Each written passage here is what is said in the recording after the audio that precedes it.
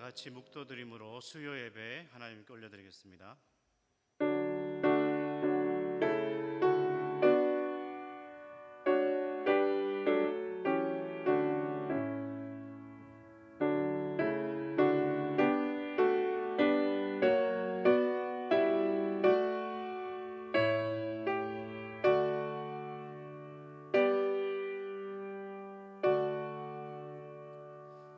하나님 아버지, 은혜 감사합니다. 주일 이후 3일 동안 지켜주시고 수요 예배로 하나님 앞에 예배하게 하심을 감사합니다. 이 한 시간 예배할 때에 우리의 심령을 붙들어 주셔서 하나님께서 기뻐 받으시는 예배자로 설 수 있도록 은혜 허락하여 주시옵소서. 예배의 모든 시종을 주님께 의탁드리오며 주 예수 그리스도 이름으로 기도드립니다. 아멘. 찬송가 218장입니다.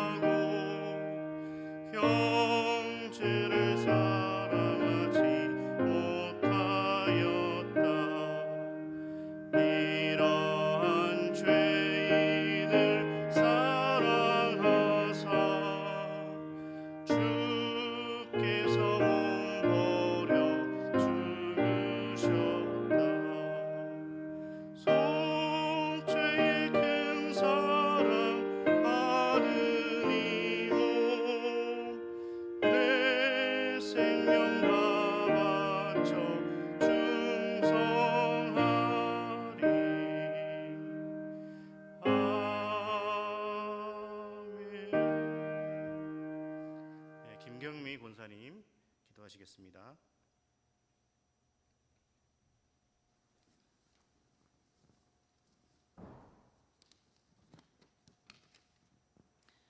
사랑이 많으신 하나님 아버지, 은혜를 감사합니다. 지난 3일 동안 저희를 지켜주시고 이렇게 수요 예배의 자리에 서게 하심을 감사합니다.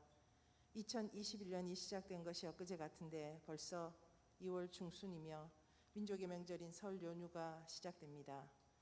2019년부터 시작된 코로나 바이러스의 전 세계 대유행이 여전히 기세가 꺾이지 않는 가운데 우리의 모든 일상을 완전히 변화하여 있습니다.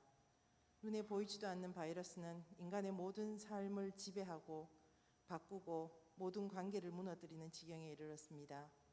작금의 세상을 바라보며 두렵고 떨리는 마음으로 우리 자신과 교회를 향하신 하나님의 뜻이 무엇인가를 질문하게 됩니다. 그러나 이 질문의 정답을 우리는 알 수 없고 교회는 사회의 많은 지탄과 비난의 대상이 되어 있습니다.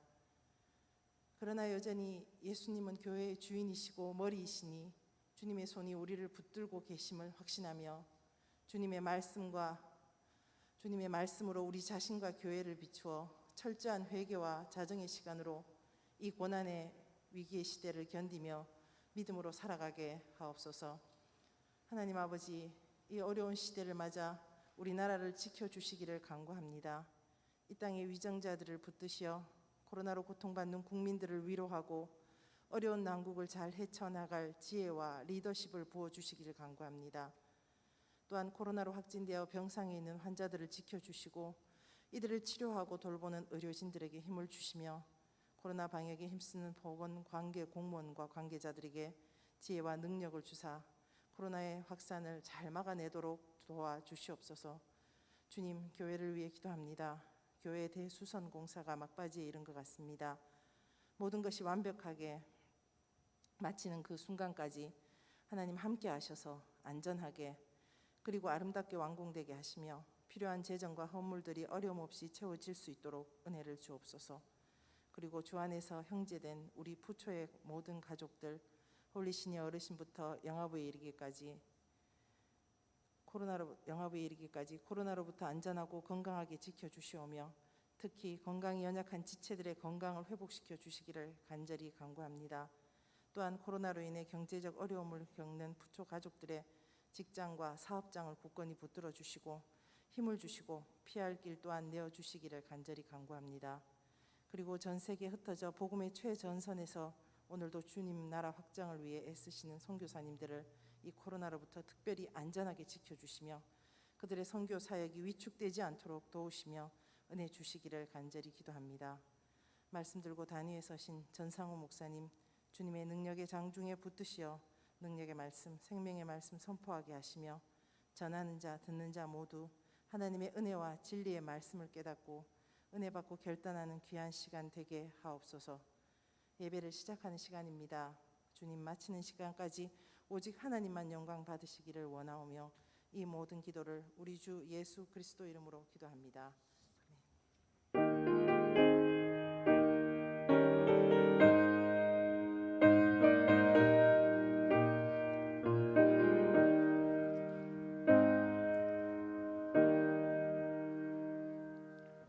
네, 찬송가 266장 찬송 드리겠습니다. 266장입니다.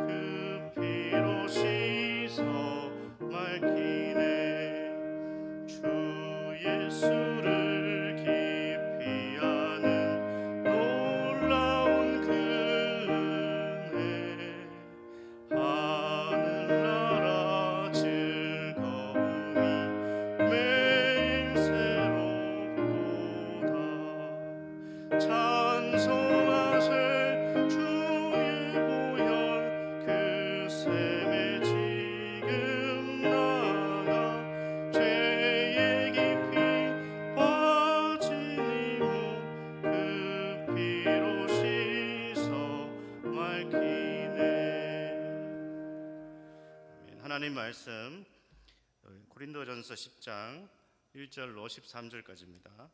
신약 성경 고린도전서 10장 1절에서 13절까지를 한 절씩 교독하겠습니다. 제가 먼저 읽겠습니다. 형제들아, 나는 너희가 알지 못하기를 원하지 아니하노니 우리 조상들이 다 구름 아래에 있고 바다 가운데로 지나며 모세에게 속하여 다 구름과 바다에서 세례를 받고 다 같은 신령한 음식을 먹으며 다 같은 신령한 음료를 마셨으니 이는 그들을 따르는 마셨음에 그 반석은 곧 그리스도시라. 그러나 그들의 다수를 하나님이 기뻐하지 아니하셨으므로 그들이 광야에서 멸망을 받았느니라.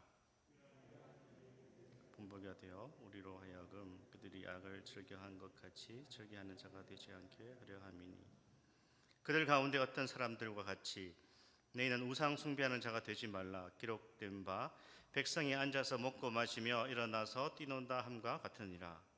그들 중에 어떤 사람들이 음행하다가 하루에 23,000명이 죽었나니 우리는 그들과 같이 음행하지 말자. 그들 가운데 어떤 사람들이 주를 시험하다가 뱀에게 멸망하였나니 우리는 그들과 같이 시험하지 말자. 그들 가운데 어떤 사람들이 원망하다가 멸망시키는 자에게 멸망하였나니 너희는 그들과 같이 원망하지 말라. 그들에게 일어난 이런 일은 본보기가 되고 또한 말세를 만난 우리를 깨우치기 위하여 기록되었느니라. 그런즉 조심하라. 같이 합니다. 사람이 감당할 시험 밖에는 너희가 당한 것이 없나니 오직 하나님은 미쁘사 너희가 감당하지 못할 시험 당함을 허락하지 아니하시고 시험 당할 즈음에 또한 피할 길을 내사 너희로 능히 감당하게 하시느니라. 아멘. 잠깐 기도드리겠습니다. 하나님 아버지, 오늘 주님의 말씀을 듣는 즐거움을 허락하여 주시고 그 즐거움이 우리의 마음을 변화시킬 수 있도록 우리의 삶을 변화시킬 수 있도록 성령님 붙들어 주시옵소서. 주 예수 그리스도 이름으로 기도드립니다. 아멘. 고린도 교회라는 것은 이제 고린도라고 하는 도시에 세워진 교회라는 의미를 가지고 있습니다. 그 지역에 세워진 교회라는 뜻입니다. 그런데 사실 이 고린도 교회라는 고린도라고 하는 단어와 교회라고 하는 단어가 합쳐져서 고린도 교회가 되었는데 이 두 단어는 좀 어울리지 않는 단어의 조합이다, 그렇게 볼 수 있습니다. 왜냐하면 당시 이 고린도라고 하는 도시는 항구 도시였죠. 항구 도시였고 무역과 상업이 발달했기 때문에 굉장히 경제적으로 부유한 도시였습니다. 그런데 그 부유함이 이제 도시의 우상 숭배와 타락으로 또 이렇게 나아가게 되었는데, 사실상 그래서 이 고린도 하면 부유한 도시 그런 의미도 있지만 우상 숭배가 만연한 곳, 또 음란이 가득한 곳, 그런 의미를 가지고 있습니다. 그런데 이렇게 고린도라고 하는 단어와 교회라고 하는 단어가 어울린다라는 것은 뭔가 좀 이상하죠. 그래서 마치 이런 겁니다. 우상 숭배하는 교회, 이게 말이 안 되는 조합이죠. 음란한 교회, 이것도 말이 안 됩니다. 예를 들면 폭력적인 목사, 이게 단어 조합이 굉장히 어색한 것입니다. 어색을 넘어서 굉장히 이상한 것이죠. 거짓말하는 장로 또는 또 게으른 집사, 이것도 굉장히 어울리지 않는 단어의 조합인데, 오늘 고린도전서는 고린도 교회를 향한 바울의 서신인데 고린도 교회에 보내는 편지입니다. 그래서 고린도 교회는 사도 바울이 2차 선교 여행 때 이제 세워진 교회였고, 고린도 교회에서 사도 바울이 1년 6개월 동안 말씀을 가르쳤다고 그렇게 기록되어 있습니다. 그런데 문제는 바울의 가르침 후에 얼마 지나지 않아서 하나님의 말씀과 복음의 원리를 다 잊어버리고 다시 세속적으로 변한 곳이 고린도 교회라는 것이죠. 하지만 사도 바울은 이 교회를 포기하지 않고 계속해서 하나님의 뜻을 그 교회에 전달하고 있습니다. 바로 편지를 써서 고린도 교회가 다시 복음의 원리로 돌아오기를 그렇게 간절히 소망하는 마음으로 이 편지를 보내고 있는 것입니다. 어떻게 보면 신약 성경에서 나오는 교회 가운데 가장 문제가 많은 교회가 고린도 교회라고 할 수 있습니다. 하지만 사도는 하나님의 마음으로 이 문제 많은 교회를 포기하지 않고 끝까지 이 교회를 말씀 안에서 세우기 위해서 몸부림치고 있습니다. 정말 교회를 참으로 이해한 크리스찬은, 성도는 이제 교회를 포기할 수가 없는 것입니다. 이 교회는 이게 문제고 저 교회는 저게 문제고 이 교회는 이게 좋은데 이 교회는 이게 또 문제다 하면서 교회를 옮기거나 참 교회를 계속 비판적으로만 바라보는 분들도 간혹 있지만, 그러나 우리가 참으로 교회가 무엇인지를 이해한다면 교회를 함부로 비판하거나 포기할 수 없는 것입니다. 사도 바울은 정말 교회가 문제가 많고 참 하나님 보시기에도 안타까운 그런 모습이었지만, 이 교회도 주님이 세우신 교회고 주님이 머리가 되시기 때문에 끝까지 고린도 교회를 포기할 수 없었던 것입니다. 그래서 바울이 이런 여러 가지 문제들을 계속해서 고린도 전서에서 다루고 있습니다. 특별히 1절에 보시면 사도는 고린도 교회를 향해서 형제들아 이렇게 부르고 있습니다. 문제 많은 고린도 교회를 향해서 바울이 형제라고 부르고 있습니다.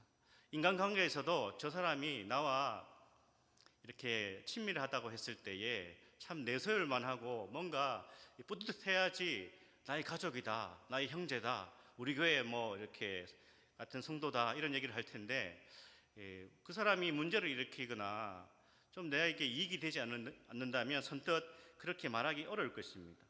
하지만 오늘 사도는 이 문제 많은 교회를 향해서도 형제들아 이렇게 부르고 있습니다. 그것은 사도가 교회를 쉽게 포기할 수 없다는 것을 보여주고 있습니다. 끝까지 형제들로 여기면서 도와주고 싶었던 주님의 마음으로 사도가 이 교회를 부르고 있는 것입니다. 그리고요, 여기 1절에 보면 이런 표현이 있습니다. 너희가 알지 못하기를 원하지 아니한다. 말이 조금 이제 어려운데요. 너희가 알지 못하기를 원하지 아니한다라는 말은 불분명하게 알고 있는 것을 명확하게 알려주기를 원한다, 그런 뜻입니다. 그러니까 복음의 원리, 말씀의 원리를 제대로 알고 있지 않은 것 같다. 그래서 내가 확실하게 복음이 무엇이고 하나님의 뜻이 무엇인지를 가르쳐 주겠다, 그런 뜻이 너희가 알지 못하기를 원하지 않는다, 그런 표현입니다. 바울은 언제나 목회적인 실천을 말하기 전에 이렇게 해야 된다, 저렇게 해야 된다, 사랑해야 된다, 섬겨야 된다, 이렇게 목회적인 실천을 이야기하기 전에 분명한 신학적인 근거를 가르쳐주고 있습니다. 그게 바울 서신의 특징이거든요. 사도는 계속해서 이렇게 얘기하고 있습니다. 우리 조상들, 전에 보시면 우리 조상들이라고 하는데, 이제 구약의 이스라엘 백성들은 유대인들의 조상일 뿐 아니라 신약의 이방인 그리스도인들의 조상도 된다, 그런 뜻입니다. 그러니까 유대인들의 조상이 될 뿐 아니라 구약의 이스라엘 백성들은 지금 이제 신약 시대에 이방인 그리스도인도 다 구약의 이스라엘 백성들이 영적으로 봤을 때 조상이 된다, 그런 뜻이죠. 그래서 구약 이스라엘 백성들의 이야기는 이방인 그리스도인들의 지금 고린도 교회 성도들의 이야기도 되고 오늘 21세기를 살아가는 우리의 이야기도 되는 것입니다. 그러니까 성경은 모든 크리스찬들의 이야기인 것이죠. 이 부분에 대해서 이제 존 파이퍼 목사님은 이런 얘기를 합니다. 구약 이스라엘 백성들의 이야기는 바로 우리들의 일기장과 같다. 우리의 이야기라는 것이, 우리의 이야기라는 그런 뜻입니다. 그러면서 계속해서 오늘 말씀을 보시면요, 우리 조상들이 다 구름 아래에 있고 바다 가운데로 지나며라고 하는 출애굽의 역사를 지금 사도가 이제 언급하고 있습니다. 구약 이스라엘 백성들은 구름 기둥의 인도를 받았고 홍해를 건넜죠. 마른 땅처럼. 그 얘기를 이제 꺼내고 있습니다. 집중해서 한번 보시면요, 2절에서 한번 보시면 이런 표현이 있습니다. 2절에 모세에게 속하여 다 구름과 바다에서 세례를 받았다, 그렇게 말씀하고 있습니다. 여기에서 사도 바울은 세례에 대해서 두 가지로 가르치고 있습니다. 첫 번째가 무엇인가 하면 세례라는 것은 구름과 바다의 경험이다, 그런 뜻이죠. 구름과 바다의 경험입니다. 바로 세례가 구원의 경험이라는 뜻입니다. 구원의 경험. 두 번째 의미는 세례는 모세에게 속하여 받는 것이다 라고 하는데, 여기서 모세에게 속하여라는 것은 그리스도에게 속한 것이다, 그런 의미입니다. 그러니까 세례라는 것이 저 두 가지 의미를 지니고 있다는 것이죠. 구름과 바다의 경험은 구원의 경험이고 모세에 속하여서 받은 것이 바로 그리스도에게 속하여 받은 것이다. 그런 의미를 말씀하고 있습니다. 조금 어려울 수 있습니다. 그래서 사도 바울은 구약의 이스라엘 백성들 역시 모세 안으로 세례를 받았다라고 말하는 것입니다. 이 말의 뜻은 이제 모세와 연합하여 모세의 지도에 충성을 다하겠다, 그런 의미를 가지고 있는 것이죠. 구약의 이스라엘 백성들이 그렇게 이제 세례받은 것을 사도가 이렇게 해석하고 있는 것입니다. 모세와 연합하여 세례를 받은 것이 어떤 의미를 지니는가 했을 때, 구약에서 이스라엘 백성들은 모세가 받았던 약속, 모세가 받았던 그 은혜와 복을 다 함께 공유하게 되었다, 그런 뜻입니다. 그게 바로 모세와 합하여 세례받는 것입니다. 마찬가지로 예수님과 합하여 세례를 받은 사람은 예수님과 연합하게 되는 것이고, 그분에게 충성을 맹세하는 것이고, 그분의 지도를 받으며 그분을 따르기로 하는 것, 그게 이제 세례인 거죠. 그리고 그리스도 안에 있는 구원을 누리는 것이 바로 그리스도 안에서 세례를 받는 것입니다. 그러니까 구약의 그 세례와 사건과 이 신약의 세례를 지금 연결시키고 있는 것입니다. 그런데 이렇게 세례라는 것은 예수님과의 연합이면서 동시에 성도와의 연합이라는 것을 보여주고 있습니다. 3절과 4절을 보시면 이런 말씀을 하고 있습니다. 구약의 이스라엘 백성들의 사건을 지금 이야기하고 있는데, 3절에 보면 다 같은 신령한 음식을 먹었다. 그리고 4절에 다 같은 신령한 음료를 마셨다. 여기에서 중요한 것은 다 같이 경험했다라는 것입니다. 다 같이 신령한 음식을 먹고 다 같이 신령한 음료를 마셨다. 다시 말해서 구약의 이스라엘 백성들도 함께 이것을 경험한 것이고, 신약의 교회의 공동체도, 성도들도 이 세례를 받음으로써 우리가 서로 연결된다, 그런 뜻을 가지고 있습니다. 그러니까 세례는 예수님과의 연합이면서 동시에 성도들 간의 연합이라는 것입니다. 이스라엘 백성이 구름과 바다에서 받은 세례와 모세에게 속하게 되는 그 세례로 말미암아 이스라엘 백성이 하나 된 것처럼 우리가 그리스도 안에서 세례를 받음으로 하나 된다라는 것을 지금 말씀하고 있습니다. 제가 여기에서 초대교회 세례에 대해서 조금 말씀을 드리겠습니다. 그 곤잘레스라고 하는 초대교회사에 보면, 책에 보면 초대교회 세례에 대해서 좀 자세하게 이제 기록을 해놨는데, 초대교회 세례에 대해서 좀 말씀을 드리겠습니다. 초대교회의 세례는 예배에서 매우 중요하고 엄격했다고 합니다. 세례를 받아야 오늘날도 마찬가지지만 성찬에 참여할 수 있는 것입니다. 그런데 우리가 이제 사도행전을 보면 기독교로 개종하자마자 세례를 받는 경우가 사도행전에 나오는데, 그 이유는 유대교에서 개종한 사람들이 이 신앙생활에 익숙해져 있었고 또 복음에 대한 기본적인 이해를 가지고 있었기 때문에 사도행전에 보면 개종하자마자 이제 세례 받는 그런 모습이 나오기도 합니다. 하지만 이방인 개종자들은 세례 준비 기간을 3년 동안 가졌다고 합니다. 오랫동안 세례 받을 준비 기간을 거쳐야 되는 것입니다. 그래서 철저히 신앙 교육을 시켰습니다. 세례자들은 기독교의 진리에 대해서 이해해야 될 뿐 아니라, 기독교의 기본 진리에 대해서 교리적으로 이해해야 될 뿐 아니라 생활 속에서 자기 신앙을 입증할 수 있어야 된 것이죠. 초대교회에서 세례 받으려고 한다면 3년 동안 교육을 철저하게 받아야 된다는 뜻입니다. 그러니까 성경 말씀, 기독교의 기본 교리에 대해서도 이해해야 되고, 주변 사람들이 저 사람이 이제 신앙생활을 시작하면서 뭔가 이제 변하고 있구나, 이것을 사람들에게 보여줄 수 있어야 되는 것이죠. 그리고 세례받기 직전에 시험을 쳤는데 그 시험에 통과해야 세례자 명부에 이름이 올라갈 수 있었다고 합니다. 세례는 초대교회에 일반적으로 1년에 한 번 부활절에 행해졌다고 합니다. 근데 3세기 초부터 어떻게 바뀌었는가 하면, 금요일과 토요일에 금식을 한 후에 주일 아침에 세례를 받았다고 합니다. 그러니까 이제 세례 받기 전에는 거의 이틀 동안 금식하면서 경건한 마음으로 세례를 받는 것이죠. 당시에 세례는 남자들과 여자들이 분리되어서 받았는데 그 이유는 이제 옷을 이제 벗고 물속으로 완전히 들어갔다가 나오는 그런 의식을 거쳤다고 합니다. 그리스도 안에서 새 생명이라는 것을 각인시켜주기 위해서 세례 받고 나오는 사람들에게 흰 옷을 그렇게 제공했다고 합니다. 그리고 세례자들에게 물을 주었는데 이것은 자신들이 이제 물로 정화되었다라는 그런 의미를 가졌다고 합니다. 그리고 약속의 땅에 들어가고 있다는 상징으로 우유와 꿀을 몸에 발랐다고 합니다. 그리고 세례는 어떤 형태였는가 하면 침례의 형태였다고 합니다. 침례.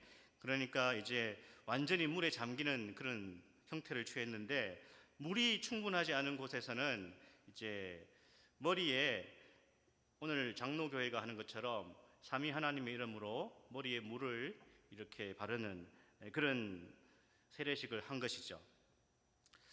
여기에서 우리가 이제 뭐 침례교는 침례를 행하는데 왜 장로교는 이렇게 물만 이렇게 간단하게 뿌리냐 그렇게 생각할 수도 있겠지만 사실 외적인 형식은 그렇게 초대교회 때부터 중요하게 여기지는 않았습니다. 초대교회 때부터 형식보다 의미를 더 중요하게 여겼다라는 것을 우리가 기억해야 될 것 같고, 이러한 중요한 것은 엄격한 세례 준비를 통해서 초대교회는 예수 그리스도와 연합하는 것의 중요함과 그리고 강력한 공동체 의식을 부여하기 위해서 이렇게 굉장히 엄격하게 세례를 준 것이죠. 그런 측면에서 볼 때 뭐 오늘날에도 다 세례 받으려면 3년 동안 준비 기간이 있어야 된다. 그렇게 이제 적용하는 것은 조금 무리가 있어 보이고요. 저는 초대교회 세례의 이 모습을 볼 때에 공동체의 소속감을 가지려면 신앙의 훈련을 그 양육을 받아야 되고 섬김의 자리에 적극적으로 참여해야 된다. 그렇게 적용할 수 있다고 얘기했습니다. 아무튼 이처럼 세례는 두 가지 의미를 가지고 있는데 오늘 본문에 의하면 그리스도와 연합, 예수님과 연합하는 것이고 성도와 연합한다는 것이 바로 세례라는 것이죠. 그래서 우리는 세례받은 모든 성도들은 어떤 생각을 가져야 됩니까? 나는 예수님과 연합하였고 또 성도들과 연합한 그런 존재라는 것을 늘 기억해야 되는 것이죠. 그런데 오늘 사도 바울은 이처럼 그리스도와의 연합과 하나님 백성과의 연합을 깨뜨리는 것이 있다.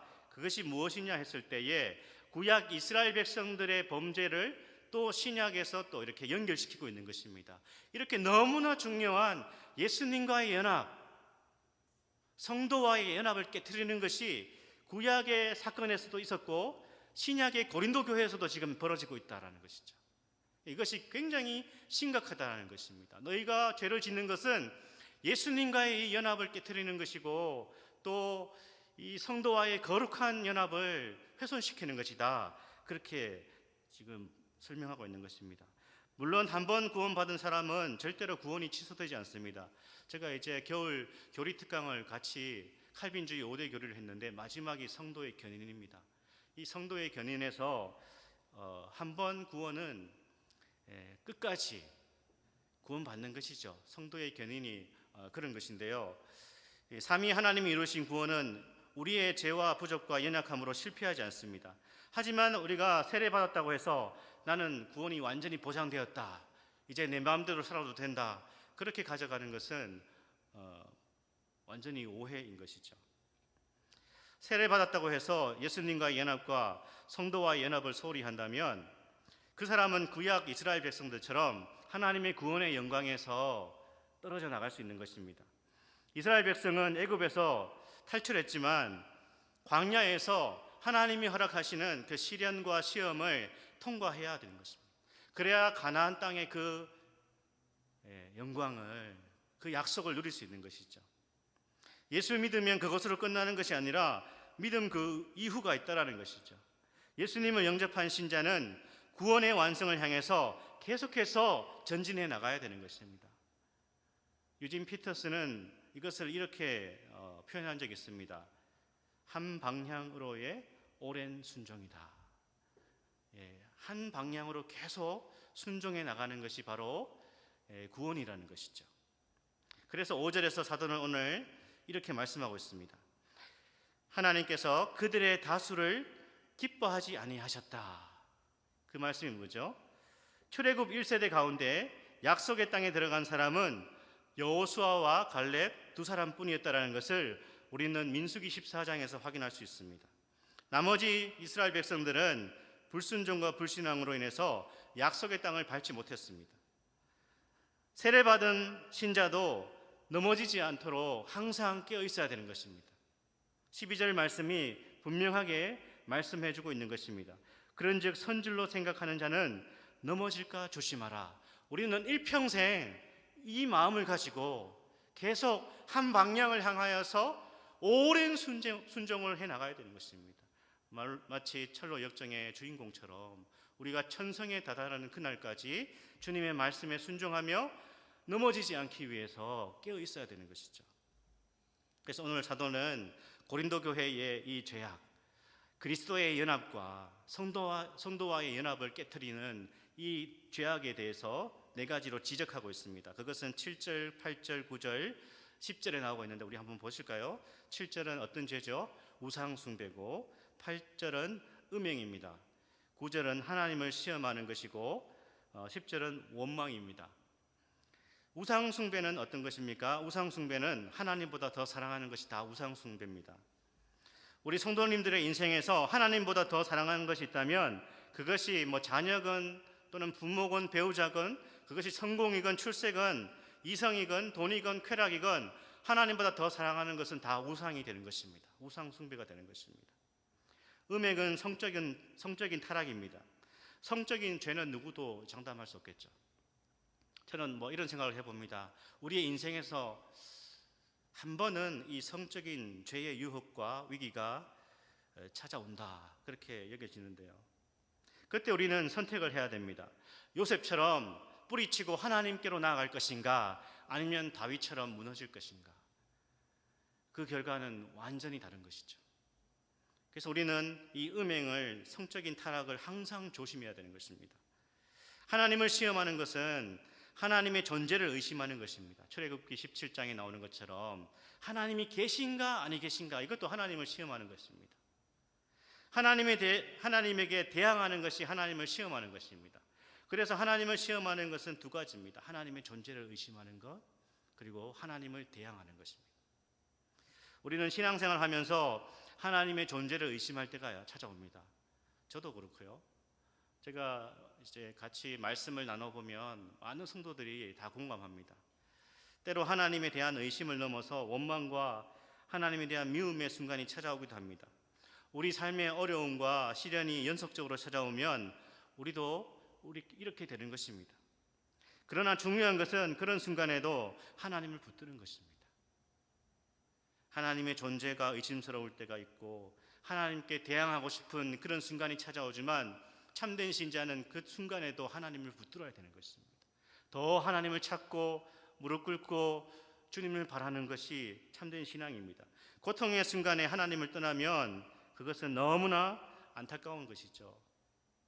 하나님의 사랑을 망각하는 것입니다. 그래서 우리는 이런 고통의 시간에도 하나님을 더욱 붙들어야 되는 것입니다. 원망은 무엇입니까? 원망은 하나님께서 허락하신 환경에 감사하지 못하는 것이죠. 그것이 좋은 환경이든 나쁜 환경이든 이 모든 것이 하나님의 주권과 하나님의 섭리 속에 있다는 것을 믿을 때에 원망과 불평해서는 안 되는 것입니다. 인내하지 못하고 불평하고 하나님을 싫어하는 것이 바로 원망이고 불평입니다.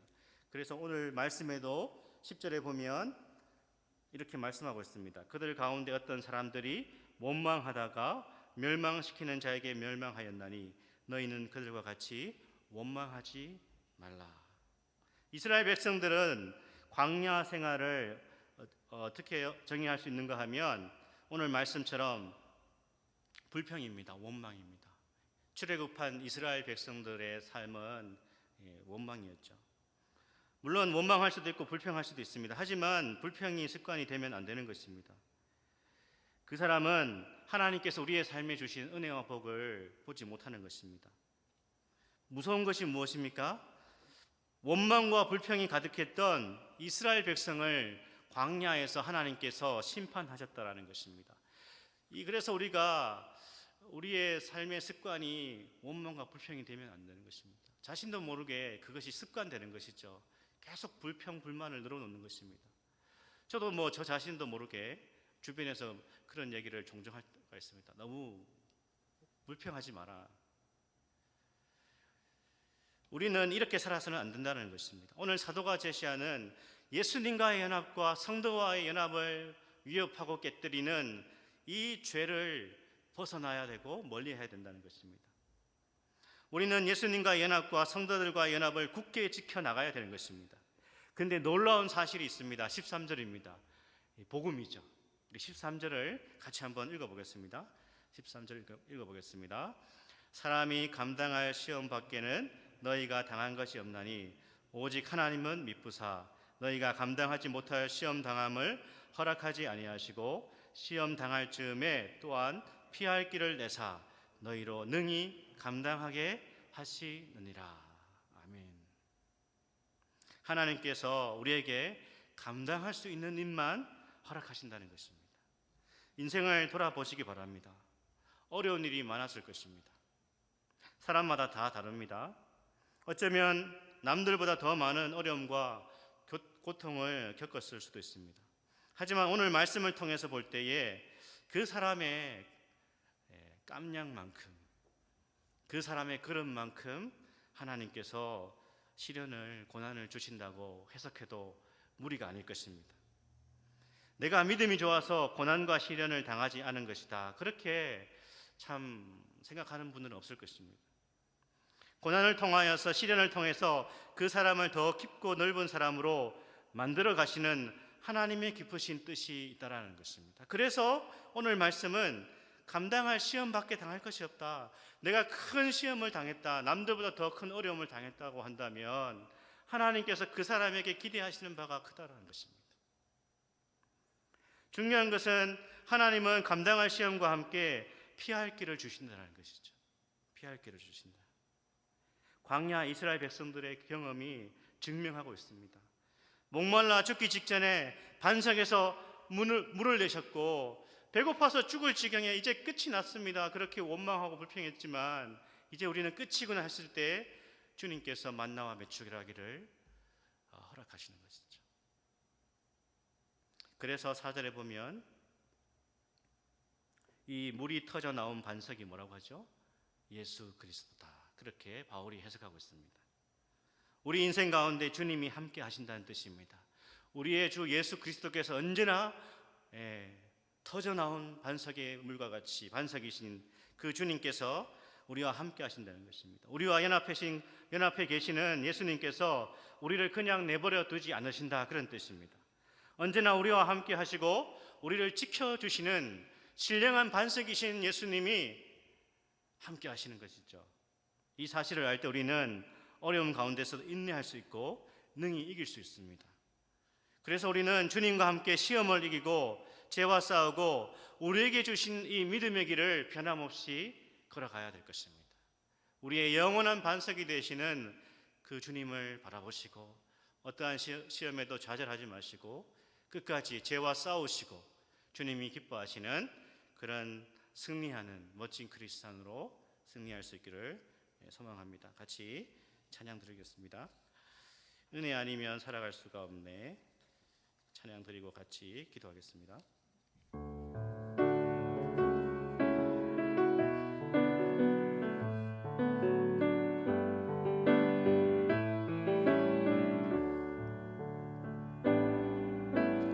은혜 아니면 살아갈 수가 없네. 호흡마저도 다 주의 것이니 세상 평안과 위로 내게 없어도 예수, 오직 예수뿐이네. 은혜 아니면 살아갈 수가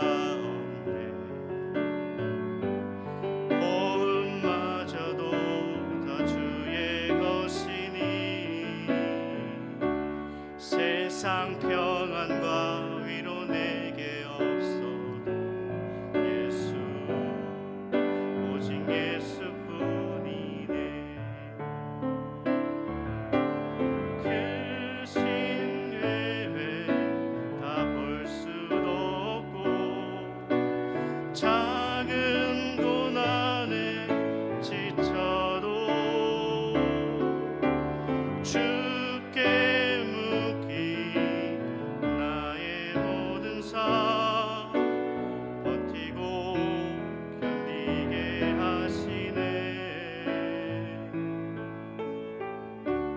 은혜 아니면 살아갈 수가 없네. 나의 모든 것 다 주께 맡기니 참된 평안과 위로 내게 주신 주 예수, 오직 예수뿐이네. 우리 같이 한번 기도하겠습니다. 우리는 어떤 존재입니까? 예수님과 연합한 존재, 또 성도들과 연합한 존재라고 말씀하고 계십니다. 우리가 어떠한 어려움도 예수님과 연합했다라는 이 사실 때문에 능히 감당할 수 있다라는 것을 오늘 다시 한번 말씀해 주십니다.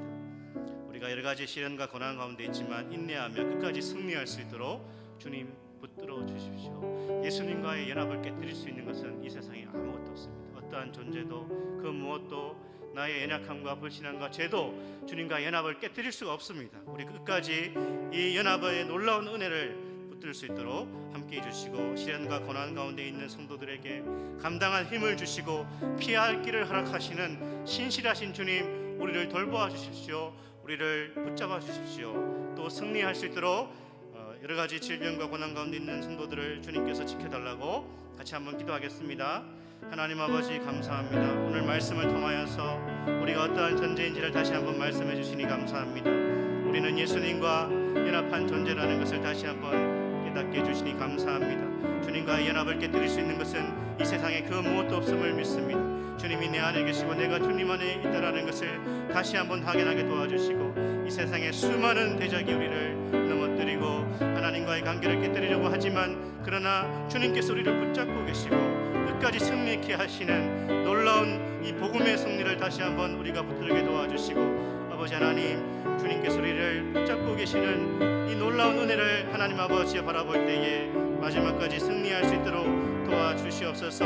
우리는 예수님과 연합하여 있고 성도들과 연합하여 있는 공동체라는 것을 다시 한번 깨닫게 도와주시고, 서로를 돌아보게 도와주시고, 서로를 사랑하게 하시고 격려하게 하시고 붙들 수 있도록 도와주시옵소서. 우리의 믿음 없음과 부족함과 연약함을 불쌍히 여기시고 다시 한번 삼위 하나님의 이 사랑 가운데서 우리가 하나가 될 수 있도록 도와주시옵소서. 하나님 아버지여, 목회자들이 성도들을 하나님 아버지여 돌보게 하시고 격려하게 하시고 위에서 기도하게 하시며, 성도들도 목회자들을 위하여서 기도하며 사랑하며 존경하며 따를 수 있도록 도와주시옵소서. 그래서 주님의 교회가 더욱 든든히 서갈 수 있도록, 이 위기의 시대에 승리할 수 있도록 하나님 붙들어 주시기를 원합니다. 주님이 살아계시고 역사하시며 마침내 승리케 하시는 우리 하나님 바라보며 나아갈 수 있도록 도와주시옵소서. 우리의 심령을 새롭게 하여 주시옵소서. 뜨겁게 하여 주시옵소서. 주눅들지 않게 도와주시옵소서. 세상에 지지 않게 도와주시고 하나님 주시는 그 담대함으로 나아갈 수 있도록 도와주옵소서. 하나님 주시는 즐거움과 주님이 주시는 행복을 맛보게 도와주시고, 하나님 아버지여 겸손케 하여 주시고 사랑케 하여 주시고 주님 안에서 행복한 하나님의 사람들 다 될 수 있도록 도와주옵소서. 특별히 시련과 고난 가운데 있는 성도들에게 감당한 힘을 주시는 주님, 그들에게 하나님 아버지여 더 큰 믿음을 주셔서 그 어려움을 이겨나갈 수 있도록 도와주옵소서. 피할 길을 주신다고 말씀하시는 주님, 하나님께서 지금까지 우리에게 피할 길을 주셔서 여기까지 왔습니다. 하나님 아버지, 우리 인생 가운데 위기가 있지만 주님께서 항상 함께 하시고 또한 피할 길을 주시는 신실하신 주님이 있음을 믿습니다. 하나님 아버지여, 참으로 큰 위협과 어려움과 시련 가운데 있는 고난 가운데 있는 성도들에게 주님께서 은혜를 베풀어 주시옵소서.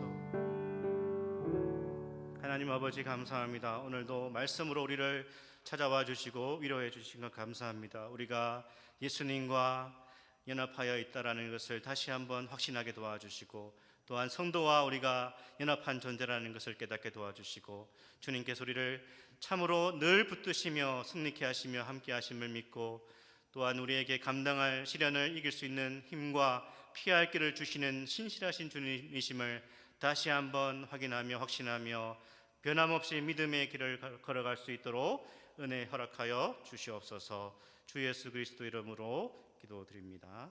아멘. 교회 소식 말씀드리겠습니다. 이제 내일부터 명절 연휴가 시작됩니다. 내일부터 새벽과 이번 주 홀파는 쉬게 됩니다.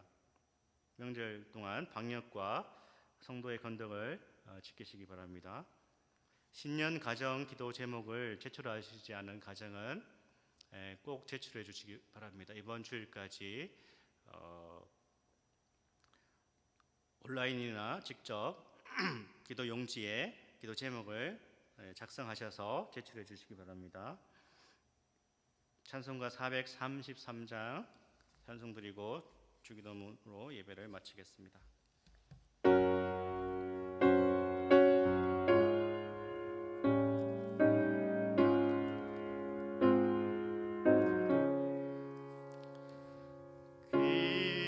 귀하신 주여 날 붙드사 주께로 날마다 더 가까이 저 하늘 나라 나 올라가 구주의 품 안에 안기요 영생의 복 받기 원합니다. 봉헌할 물건 나 없어도 날마다 주께로 더 가까이 내 죄를 주께 하고하니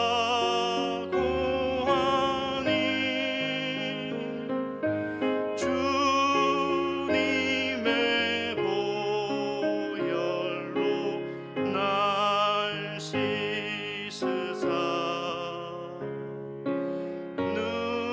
눈보다 더 희게 하옵소서. 간악한 마귀 날 깨어도 주 예수 앞으로 더 가까이 이 세상 속한 그 허영심 도추한 생각을 다 버리니 정결한 마음 내게 늘 주소서. 이 세상 내가 살 동안에 주께로 날마다 더 가까이 저 배는 천국 나 들어가 한없는 복락을 다 얻도록 풍성하는 애를 주옵소서.